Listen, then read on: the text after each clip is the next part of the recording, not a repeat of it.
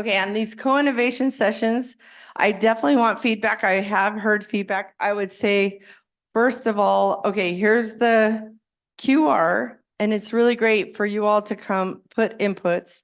I do know an area of improvement is how we can display them for the panel.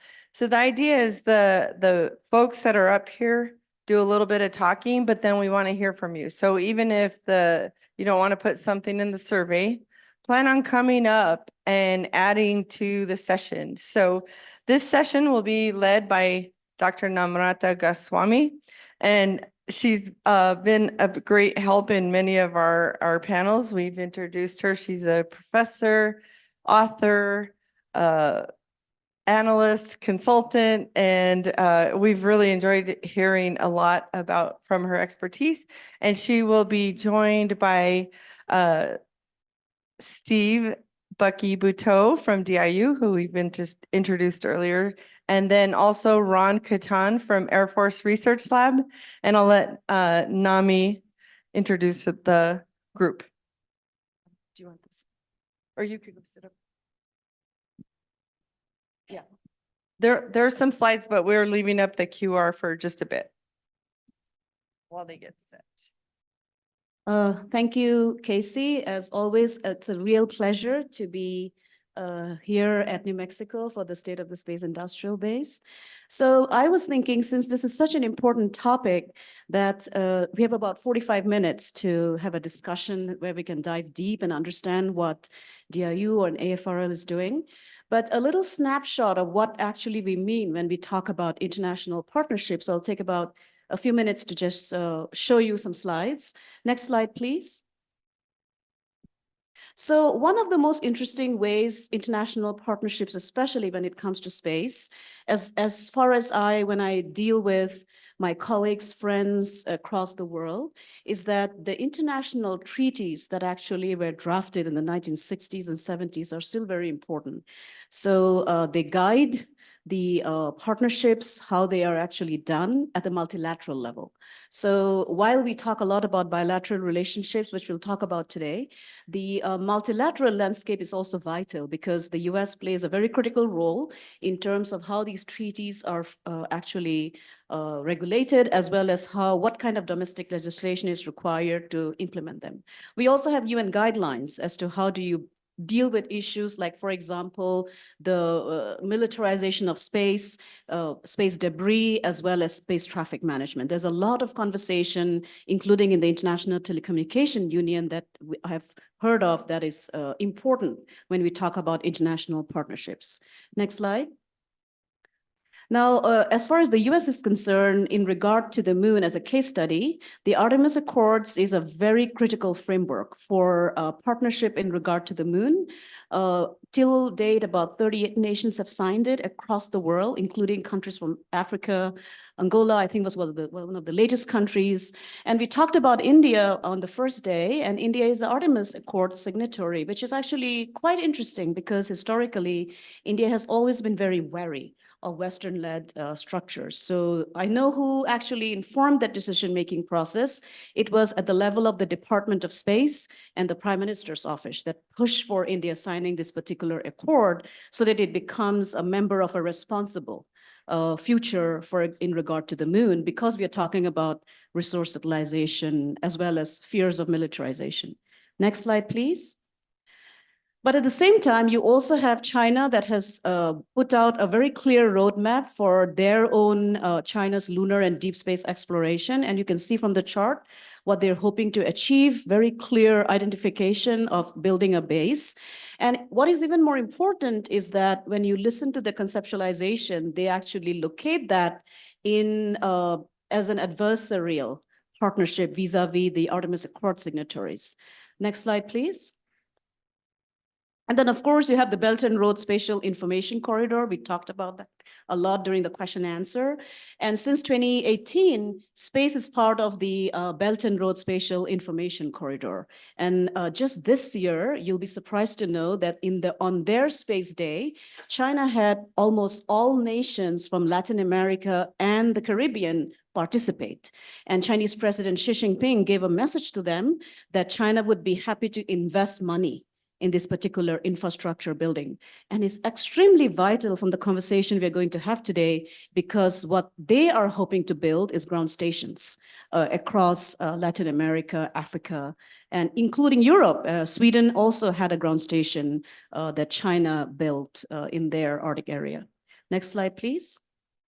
And then we need to consider, when we talk about US and international partnership, not just bilateral, but also the multilateral level. So you have the Asia Pacific Space Cooperation Organization that China leads. It's member driven, so you have to become a member.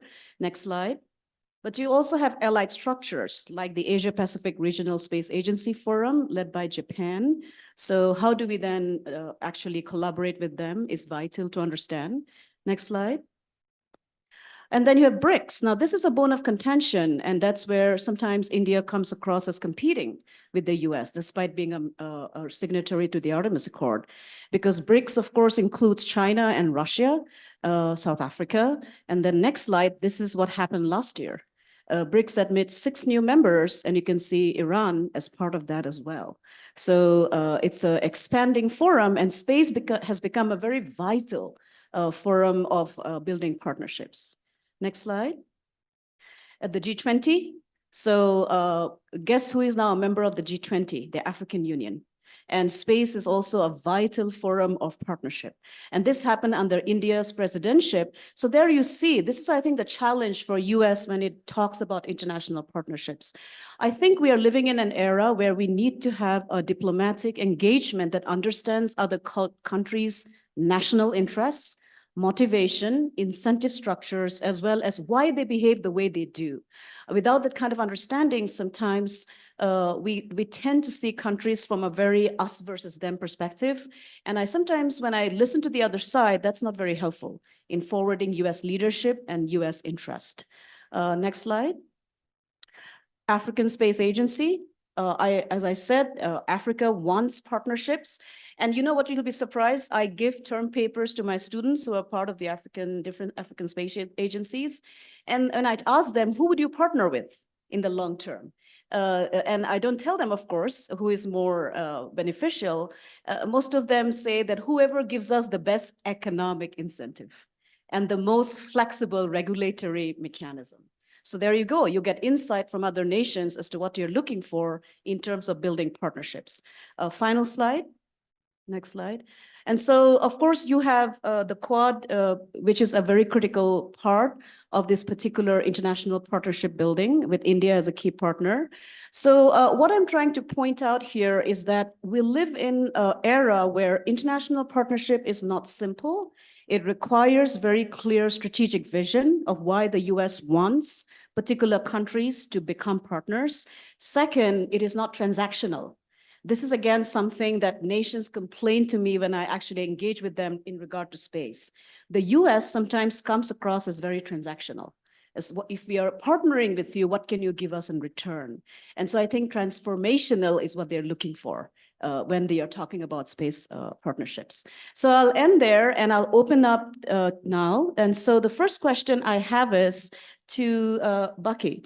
So first, introduce yourself quickly, and then we'll go forward. Good morning. So, Bucky, but DIU.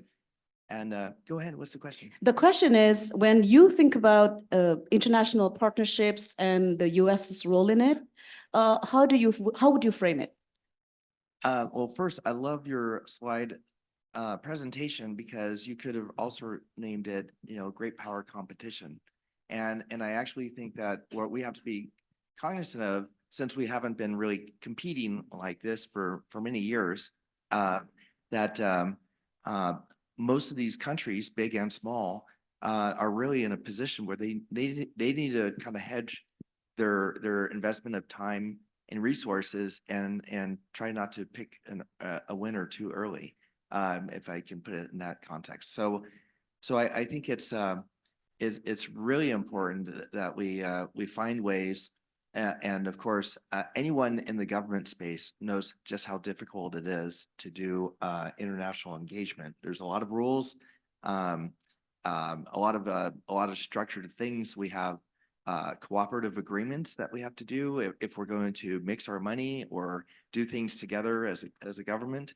Like we have the AUKUS agreement in place right now, and we're still really trying to make some meaningful wins happen underneath that agreement. And it's kind of a return to the discussion yesterday about law, policy, culture.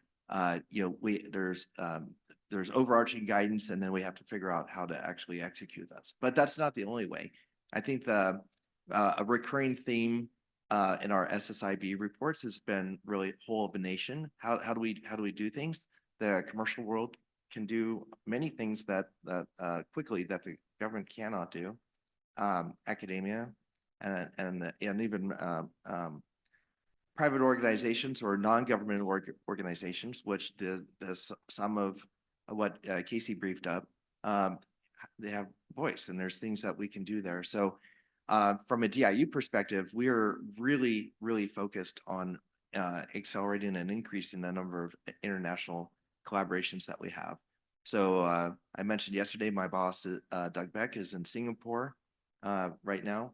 And we have other people in Japan. We have people in Europe. I'm speaking at a space forum for Africa in September. And we have to like work hard to make those things happen, because otherwise it's too easy to just sit back and let those opportunities pass us by. Well, so Ron, could you introduce yourself and also address the same question? Yep, sure. So first of all, yeah, definitely honored to be on the panel with the two of you who I've seen at many events previously. So I'm Ron Canton. I work for Dr. Andy Williams, who was on the panel yesterday, I believe, here, Deputy Technology Executive Officer for Space S&T on the AFRL side. So with the Air Force, as we support both the Space Force needs and the Air Force needs on the Space S&T side. My role is the missionary lead for space security and international partnerships. And in that, from our office, because of the a lot of the daunting challenges and a lot of the work we have in front of us, I've been primarily, if not solely, focused on government to government relationships and building new partnerships. And that goes from the very top when General Saltzman took over as the CSO for Space Force, and he issued his LOEs for Space Force. Number 3 was partnering to win. And so the focus on, we know we're not doing this alone. We need to build partnerships. We need to work with our allies and partners and establish those relationships. And I see that as twofold. There are partnerships that we go after that are, what kind of technologies can we leverage from our spacefaring partners with a lot of technologies, but there's also a lot of the challenges that get to what Dr. Goswami talked about in countering some of the other nations building partnerships in Latin America, for example, and trying to be the partner of choice in some of those where there might be a lower return on investment on the technology side, but it's towards establishing those relationships and partnerships. And that is a challenge for the obvious reason of resources are limited, funds are limited. When programs are going after topics and projects they want to work on, being able to carve out resources to go after some of those lower technology partners are a challenge. So that's something that I'm leaning forward into in trying to help push forward in both specifically the Latin American area, and then also in AFRICOM sector. So those are some of the conversations. For the look at industry type of partnerships, on the Space Force side, for those who aren't aware, they're in the Global Partnerships Office in SSIB. Mr. Merritt Garb leads the branch on commercial strategy development there and is working towards that, and has talked to me a number of times about how looking to maybe be able to emulate some of the work that DIU is doing on the Space Force side, and being able to reach better to commercial partners internationally. But it is a challenge. I've seen a few faces here who I think were at the post conference in March that I was at, and I noted a number of questions that I heard asked to panel members during the post-conference, and I wrote them down because I thought they were very interesting to use in an event like this in the future, where multiple times there were questions of how do international industry partners help execute PACOM needs, or how can industry help accomplish tasks under AUKUS 2? And to every single one of those questions, the answers were, this is critical, but the path is to be determined. Next question, please. Yeah. So there were lots of questions, but there were not a lot of answers. And so trying to break through some of the barriers on how we can work with the international partners, and a lot of that comes to the first step is how do we get the message out there for our needs? How do companies even reach out to us to let us know their technologies, that because anything that we will invest in does have to be directly related to a Space Force need and moving the ball in that direction. How do we get that message to them in the first place? Some of the opportunities we have are with international partners. We can develop cooperative research and development agreements, the CRADAs, that allow us to then share information, share data, work with an international industry partner. And we have established a couple of those with Indian companies recently and are starting to do some work in that area. That doesn't allow us to fund activities, but allows us to start building those relationships and maybe help them move into capabilities where they can qualify with their future U.S. ownership of their as they maybe build an office in the U.S. and help their companies. Another opportunity that I'm actively looking for with international industry partners are something to help do the foreign comparative test program, where we can get funds through the DoD to go and acquire materials that are manufactured by an international company, bring those into the U.S. and test those for capabilities and future acquisitions of those types of things. So those are the areas that I'm looking at to try to help on the Space Force side through AFRL, engage with industry partners internationally. Well, thank you. That's very in-depth, and thank you for sharing. I will have about 15 minutes for interaction. So if you have something that you want to contribute and from your experience, please feel free to come forward in about 15 minutes. So the next question is what Bucky said. So when you, I know that you had a forum focused for international partnerships. So the question that I have is, and you're saying that you will speak to the Forum for Africa. So when we use words like partner of choice, what do we really mean? So if you're talking to an international audience, why should they view the US as a partner of choice, and what do they get? So the one complaint I hear is that when the US offers that kind of positioning and framing, sometimes what those countries actually are looking for is not reflected in that particular messaging. So I would love to learn from you, from your experience with that forum you had, and to tell us, what do you mean when you say partner of choice? Yeah, maybe that's a bad term. I think it's really more about partnerships. And if you look at just our historic relationships in Europe and other places, we have partnerships with countries who also have relationships with our peer competitors, right? So I think space is interesting. That space is kind of evolving into almost its own kind of instrument of national power in terms of how it's being used. One of your slides you had China really touting that space is one of their ways that they're going to be building global partnerships, and I don't think that's a bad thing. I think global partnership is real, and we're going to be in this environment for a long time. I'd much rather be competing in non-military context, so economically in science and technology than militarily. And so I think these other engagements are a healthy way to kind of decompress some of the pressure on some of the other territorial issues that are coming on.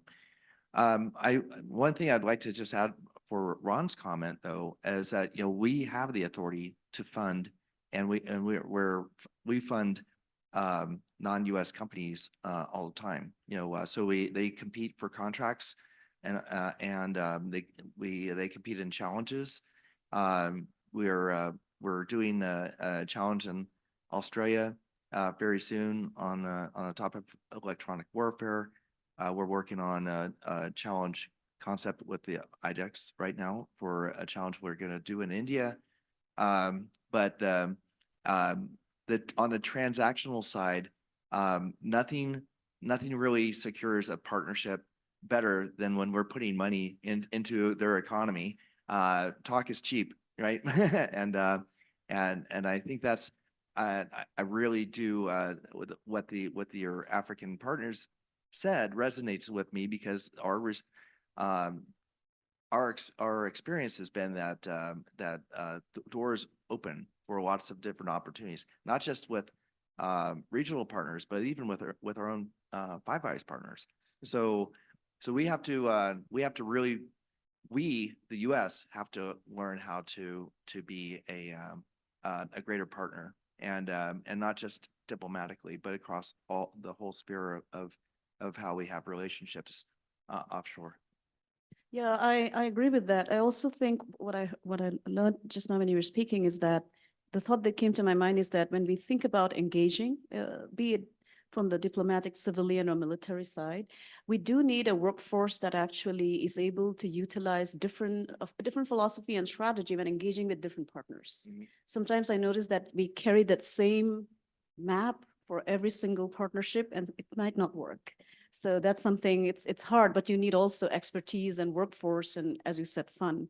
My question to Ron is that when you look out into the horizon in the next 5 years, especially from an AFRL's perspective, where do you think there is the most potential for partnership, for example, with allied nations and like-minded partners? If you could identify the top 3 or 4.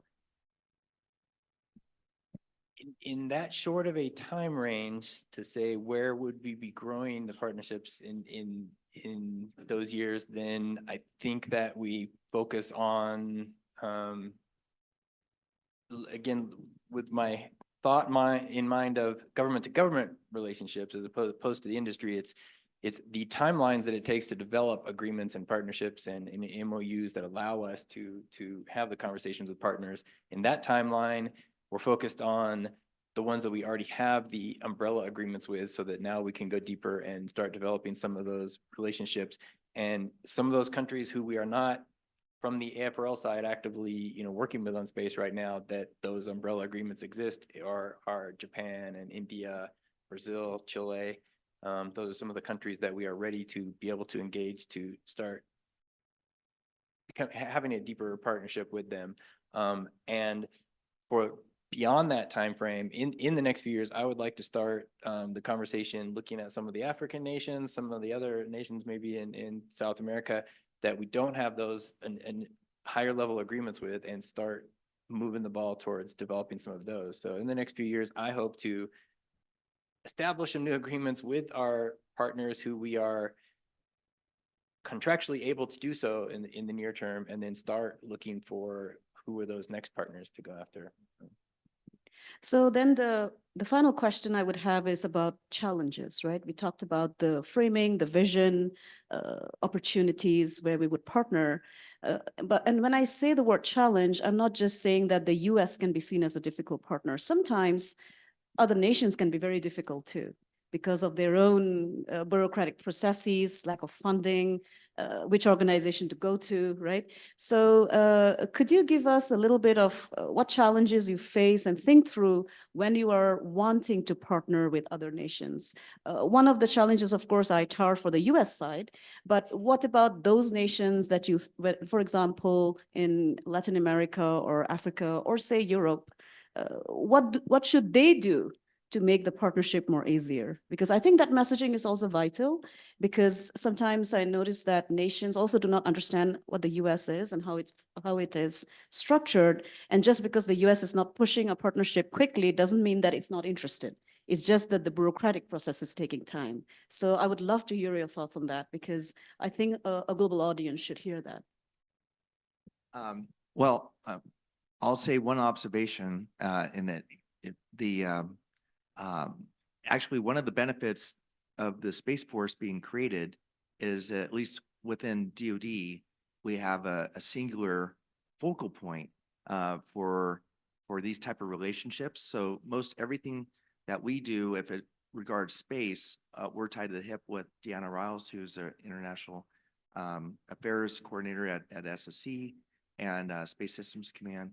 And we're working with other partners across the government space so that so we can have a cohesive message. But it's not easy to figure out who's the right person to talk to, unless you link up with somebody like Ron, who's been working this for a while. With a lot of and you can have cooperative agreements for research and development, but you can have cooperative agreements for other things too, like testing or other things like that. So knowing what kind of cooperative agreement you need for the scope of whatever the activity is something that's very specialized, and that's in a different corner of the department than where a lot of the science and technology people reside. I will say one thing though. I believe the commercialization strategies have been really, really helpful. Our participation with a hybrid space architecture is, and that's our contribution is commercial integration to it, and we run like the wind with something that the Space Force kind of came up with, which is allied by design. Yeah, right. You just took my answer to the question. Oh, dude, I'm sorry. But anyways, well, I'll leave that alone and let you talk about that. But you heard Steve Nixon speak about the outer net and how important it is engaging with entities outside of the U.S. who have a common body for standards, and what our international partners and maybe future partners want is they want an early access so they can have a voice in these things. And so that's kind of an example of how we're influencing things through non-government organizations. The worst thing that we could do is not deliver on the hybrid space architecture, and because it's I've spent my entire life doing coalition warfare, but when we fight as a coalition, it's usually, well, this is where the French people are, and this is where the U.S. people are, and here's where the Brits and the Canadians are, and there's a lot of caveats, and it's not really integrated in the way that we should be. And these architectures, hybrid architectures, are really going to be fundamental to how we do things, not just in a military context, but commercially and otherwise in the future. Thank you. Please start thinking through what you're going to offer us in terms of your perspective, because I will be opening it up in about 4 minutes. Ron, please go ahead. Yeah, so I think just building off of your answer there, that if I were to be asked, like, what message could we give to a foreign industry partner who's looking for ways to collaborate, I was going to point back to the hybrid space architecture. So that's where we've had success in the last several years in some coalition projects that we've worked. And what we mean by the definition of the hybrid space architecture, we're working with foreign government partners who then are in turn working with their commercial activities in their own country, and bringing together a mix of commercial and government owned assets on projects that are things like constant custody for observation type objects. We have contract owned sensors, a variety of sensors, electro-optical sensors, ISRs, SARs, that sort of thing, in handing off information, in tracking and keeping custody. And they are different foreign-owned assets where there's a foreign partner who has a space capability they can bring to the table for this. Our connection with them is through their government, who is part of the project with us. So we can't reach out directly, typically, and contract with the foreign industry partner to do such a project, but we can work government to government relationships with their respective MOD partners who are a part of these projects, and they are in turn, working with the commercial partner to bring those capabilities in for us to help evaluate and look for future opportunities. So that is the quickest win at the moment for industry partners internationally who, looking to work with AFRL potentially, is having that connection to their own government. There is one other, and I'll be remiss if I don't say it because my PM is staring me down right now, is our space domain awareness and its contribution to space traffic management. So there's a lot of global partnership involvement around that, and that's actually really been very good in developing tools so we can share information and have a common view of what's going on in the space domain.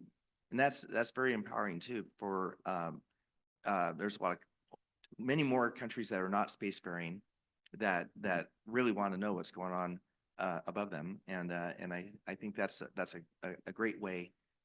Those two examples are great ways. There are actually a lot of work is going on right now in the department. Well, now I think we have, the time has come for to listen to your perspective. So please come forward and tell us your comments or questions you have. Oh, I see. Yeah. So let me see. So one of the comments we have is alignment between interest in supporting, engaging with allies versus necessary security concerns and desires for domestic excellence and innovation versus the burdensome bureaucratic US position. Okay, that's what it was. Oh, I see. Fixed eye, no, they had a headline, so that makes it now clear. Yeah. Yes. What is the question? All right, so please go ahead. Please introduce yourself and then. Okay, here we go. So Kevin Huttenhoff, Lockheed Martin. Ron, you made a couple of statements that I think kind of cuts to heart of part of the problem. How do we get past doing development, but then requiring the company to have a US entity in order to use their product? How do we get past being able to integrate other government systems or capabilities without having to go government to government first, but once the partnership is established, being able to work those pathways in a more commercial manner? Yeah, and I don't have an answer for that. I would lean on, if you were here, Merrick Garb on the who is working the commercial strategy for Space Force, the Global Partnerships Office, and look for his response on that. That's something that I would continue as a future conversation with him, but echo that it is an issue. I'll share my personal observation because when we deal with companies who are not U.S. companies, they're really extraordinary, right? And I think I may have mentioned of it previously that we worked with Rocket Lab before they had a U.S. subsidiary and ISI and a few others. And today, we're really trying to build partnerships, and there's nothing more disheartening than when we work with a company, a healthy company that's offshore, and they go, oh, we've decided we're going to move to the US. It's like, oh my gosh, because it might be really good for the US, but it's really horrible for the partnership. And here's the thing, being in the US is not necessarily a good thing if you're a young space company. It's really expensive to be here. They may be leaving an available talent pool to do it. We have the policy environment may be actually more restrictive. There's a whole host of things. And so one of the things we're trying to do is at least make sure that part of the engagement is, well, if you're going to come to set up a subsidiary in the US, there should be a purpose for it. And it should be because you're transitioning to a program or something that actually requires it, right? If you just set up a U.S. subsidiary and you don't know why, you could be putting good money out for bad because there may be other caveats and things that need to be considered in the structure of how you set up that company. So we we can't stop them from doing it, but I think as a nation, we have to make it easier for companies to do business with us. And I believe, if you look at the new strategies that are coming out, part of the industrial base strategy is also making it so that we can have offshore suppliers. There's many really very shallow areas in our supply chain that we could have robust right away if we find better ways to work with allies and partners. And they can do that commercially all day long. It's just the government really making it easier. And I mean, there's really good reasons for this, especially when we come to cybersecurity and how we protect information and data provenance, which are all very key parts of the hybrid space architecture. But we're trying to innovate around that right now so that we can make it a more permissive environment for everybody. Anyone else with? Please come ahead.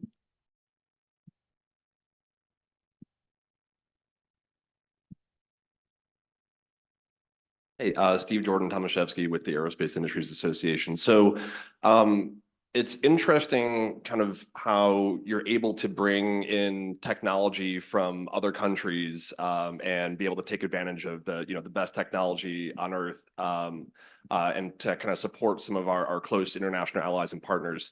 My question is, what is the Department of Defense's role of doing the opposite, of promoting U.S. companies to other governments potentially? We mentioned space domain awareness. One thing that I've heard from space domain awareness companies is it's challenging getting market access to sell their capabilities to other countries. And I know it's a whole government problem, not just the DoD, but be interested in your thoughts of, what's the DoD's essentially responsibility to promote U.S. companies overseas, and if you had any good examples about that.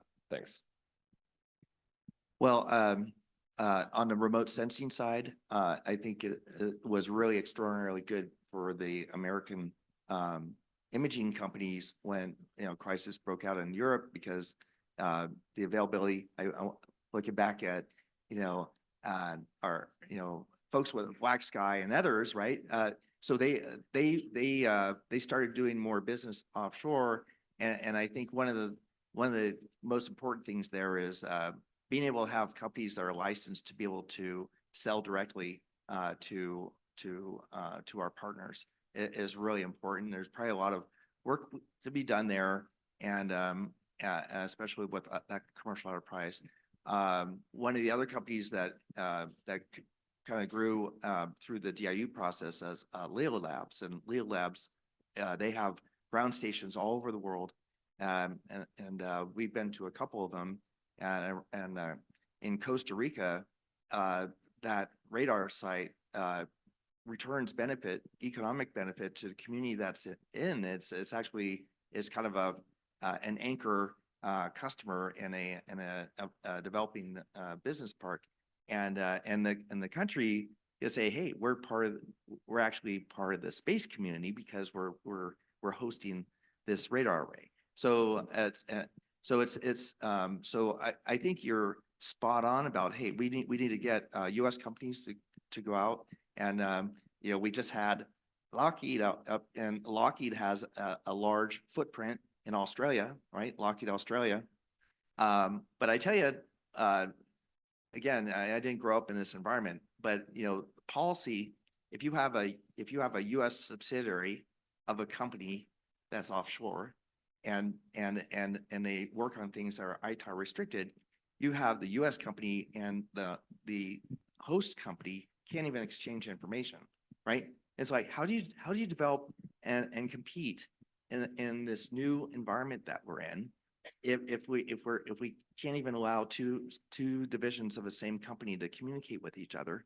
And this is where I think some of the potential for ITAR reform is going to be really important. And it, instead of it being maybe a black and white, it needs to be kind of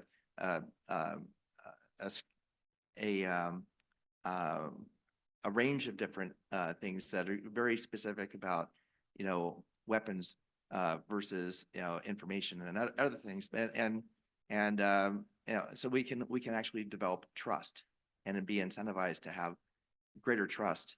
And that's a very important aspect of how we should be doing all these integrated architectures in the future. Yeah, it's, I don't know if it's a direct answer to your question, but that was a great comment as it builds on the earlier question of being the partner of choice, because that's one of the things that we need to make, clear in trying to, in being the partner of choice is it's not a one-way relationship where we're just trying to build that partnership and then take what we can from those countries, but it's a two-way partnership where we are giving back. And I don't, in my role, see a lot of that in understanding how the DoD might be helping to promote other businesses overseas, but I do see in communities that I'm involved with, messaging, for example, the flooding in Brazil very recently where there were natural disasters, and they're reaching out through the DoD saying like, we need some imagery in these areas to help us with these, and then those messages being filtered back and commercial images, being acquired through US systems that are being provided to the partners. So I do see active role in DoD helping to reach out to some of our partners that we're building relationships with and providing them information and services from US commercial funds. But I think that's a key thing that needs to be front and center in building those partnerships. Thank you. We have about 5 minutes left. Any other comments, questions? Please come ahead.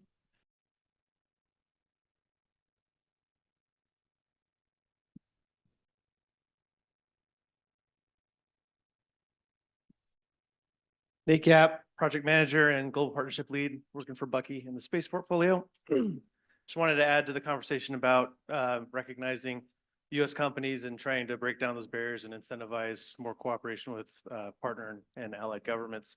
It's in our best interest as well. DIU's model is we want to be one of many customers. We don't want to be the primary customer. It's not your best business case. It's not good for the government. That goes for other countries as well. So it's in our best interest to make, partner key allies like, say, Australia, for example, one of your customers as well. And then we're exploring ways to get out of the way of doing business with those countries. So pursuing avenues like direct commercial sales versus foreign military sales. Why do we need to be in the middle of that transaction if it's better done directly between you and that customer? We're also moving out on some efforts. Global responsive space is an effort that I'm pushing to make good on the technology safeguard agreement with Australia, for example, and AUKUS as well. So things like that, we have these new authorities that we need to move out on sooner than later to really kind of plant that firm foot that we're serious when it comes to cooperating with governments and opening those doors for industry to move into those new markets. So just wanted to throw that out there. Thanks. Any other question, comment? I have, yeah, please come in. While Peter's walking up, I do want to throw some props at our friends from IBOS who came here from Germany, right? Because we flew the ISSI interface as an integral part of some work we're doing with one of the US companies. And we didn't have to do anything other than the US company was like, hey, we want to raise the TRL of this technology. And we had it on the International Space Station for what, almost 6 months, right? Almost 11 months, right? So it shows why I show, but they and that was very easy to make happen. And I think that's wonderful. And I don't think they would be here if we didn't have this relationship already, right? And so I would encourage all of you. You have unique superpowers as being the commercial sector for space, which is, go source technology, the best technology for your applications, and don't just look at US companies, because you really want your products and services to work. You should be picking the very best. Right? Maybe a comment first and then maybe get to the question. I wanted to follow up on the discussion about the US government's role in opening international markets for US space companies. Could you introduce yourself? Yeah, I'm sorry. I'm Peter Wagner, CEO of Black V, formerly with Black Sky. I think what I see in the market is the US government space investments are fairly flat. There's not a huge amount of growth over the next, 5, 10 years. And the real growth opportunities I'm seeing are in the international marketplace, especially the war in Ukraine and conflicts, in other parts of the world are really causing the next tier countries to really start thinking about how to build space capabilities. And as I bounced around the world talking to a lot of these governments, I would often come out of the meeting to run right into the Chinese space company representative. And those countries are making very aggressive moves to make export a key part of their space strategy. And I don't think the US is doing that. I don't see in any of our strategic documents policy coming out of the National Space Council or other places saying, we're going to ensure that the US market leads in the international marketplace. And so that's an observation. So my question is really, what should we do as a community and maybe in this report to identify that and provide recommendations up to the National Space Council, up to Department of Commerce and other organizations to really take that on? I really think this is one area where I would really encourage organizations that are actively competing in this global competition environment to provide us with the feedback and be very loud and clairvoyant about it, because right now, and this is not a new problem, as Peter said, as soon as we did, starting back in like 2017, as soon as we started doing commercial SAR, the licensing restrictions on it were so restrictive that there was no way that any of our U.S. companies would be able to compete with the foreign offerings, and it is pleasing to see that the resolution thresholds keep dropping. A big part of that is because we're competing in the marketplace against these Chinese imaging companies. But it's not just about that. Information's perishable. So if you say, well, you have a latency requirement where you can't release an image, for some extended period of time, it loses its value. And so all the competing industry has to do offshore is just make the information more readily available, and they'll crush us. And the reason why I think this is so very important is I brought up the parable, if you will, or the story of the autonomous drones and how we really just lost that entire market to China. DJI in China controls that marketplace, and we spent a lot of money and almost a decade to try to get work our way back, and we've only gained maybe like 10% of that market. So the commercial space sector, this is a primary concern, because we've democratized space, and it's going to be a lot easier to go and get things, but people want value for their money, and they don't want politics, right?